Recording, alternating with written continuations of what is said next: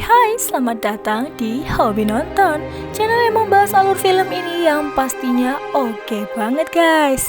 Menikahi keluarga kaya bukanlah jaminan kebahagiaan. Hal ini memang tak sepenuhnya benar ataupun salah. 20 tahun lalu saat masih tinggal di Rusia, Emma bertemu dan menikahi salah satu anak dari keluarga Recchi, yaitu Tancredi Recchi yang berasal dari Italia. Emma hidup serba berkecukupan dan tidak sepenuhnya tidak bahagia. Hanya saja dia merasakan ada yang tidak terpenuhi di dalam dirinya.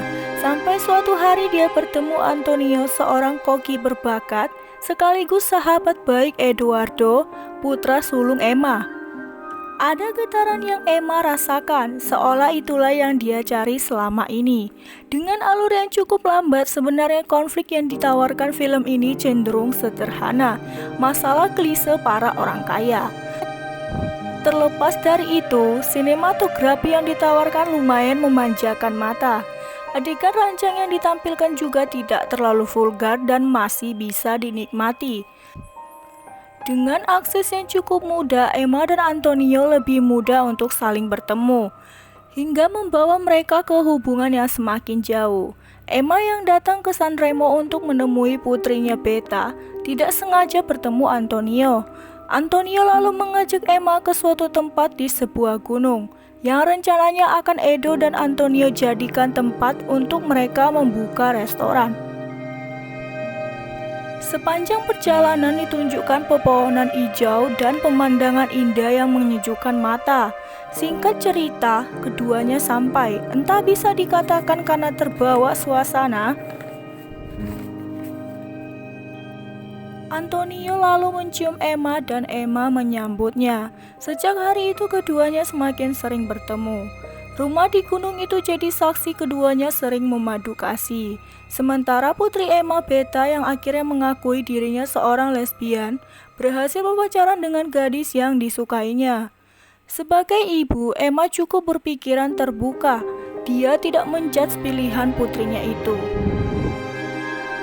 Kembali ke Emma, dia mengajari Antonio cara membuat hidangan sejenis sup ikan yang sangat disukai Edo bernama Uka. Dan disinilah awal mula Edo menyadari ibunya memiliki hubungan dengan sahabatnya sendiri. Saat makan malam keluarga, Antonio yang menjadi koki untuk memasak hidangan menyajikan Uka. Edo kesal dan pergi keluar diikuti Emma. Emma berusaha menjelaskan pada Edo, dia ingin memegang tangan putranya itu berharap dia mengerti, yang langsung Edo tepis dan tak sengaja membuatnya jatuh ke dalam kolam dengan kepala mengenai sudut kolam. Edo mengalami luka yang serius, nyawanya pun tak tertolong. Emma sangat terpukul, jadi dia mengakui semuanya pada Tancredi soal perselingkuhannya dan dia jatuh cinta pada Antonio.